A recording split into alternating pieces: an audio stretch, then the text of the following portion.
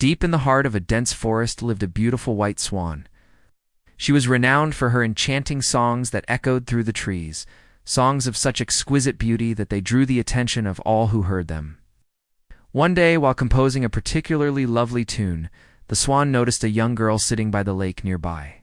The girl was weeping softly, and the swan, moved by pity, decided to approach her and inquire about the cause of her sadness. "Why do you weep, child?" asked the swan, her voice as gentle as the rustling leaves. "O swan," the girl replied, wiping away her tears, "I weep because I have lost my fiddle.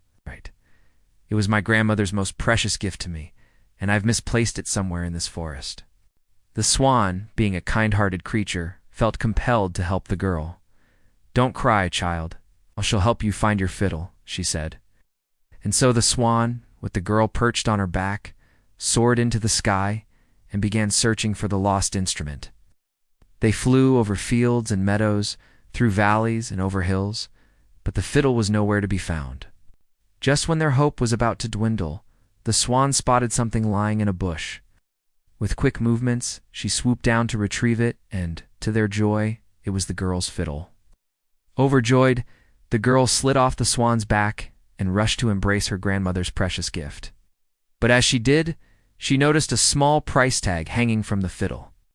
Curious, she removed it and read, "For returning this fiddle, the finder shall be granted a wish." The girl looked up at the swan and exclaimed, "Oh, I want to be like you, a beautiful bird soaring through the skies." And with that, her wish was granted. She grew wings and transformed into a swan, white as snow, just like the one that had helped her. The two swans, each as beautiful as the other, then glided together towards the setting sun, their wings beating in harmony, their hearts filled with gratitude and joy.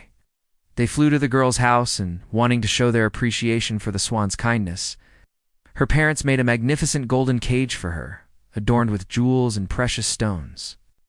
Every morning, the girl swan would wake up with the sunrise, eager to greet the day. She would flap her wings, enjoying their strength and freedom, and sing melodious songs that would fill the forest with joy. But as the days turned into weeks, a longing for the open sky began to grow within her. The cage, though gilded, became a symbol of confinement, and the girl swan's spirit started to wither. One day, as her parents entered the room, they were deeply troubled by the sight before them. Their once vibrant daughter-in-law had become pale and listless, and her beautiful singing had ceased. Alarmed, they rushed to her side and asked what was troubling her. With a heavy heart, the girl swan confessed that she yearned to be free in the open sky once more, to feel the wind beneath her wings and the sun on her back. Touched by her words, her parents realized that they had been selfish in wanting to keep her with them. They had forgotten that her true home was not in a gilded cage, but in the boundless expanse of the sky. With tearful eyes, they took the golden cage to the forest and placed it by a tall tree. Then they called upon the old and wise Oak King, who lived deep within the woods. "Oh, Oak King," they pleaded, "our daughter-in-law is unhappy in her golden cage. We wish to set her free, but her wings have become weak from disuse, and she can no longer fly." The Oak King, moved by their request, offered a solution. He suggested that they take the girl swan to the lake every day and allow her to swim. The water, he said, would strengthen her wings and help her regain her ability to fly. And so that's what they did. Every day they carried the girl swan to the lake, allowing her to swim and preen, hoping that she would soon be strong enough to fly again. As the days passed, the girl swan began to improve. She would paddle around the lake, dipping her wings in the water and feeling their strength slowly returning. Finally, the day arrived when her wings were strong enough to lift her into the sky. With a grateful heart, she took flight, soaring above the trees, her wings beating in rhythm with her newfound freedom.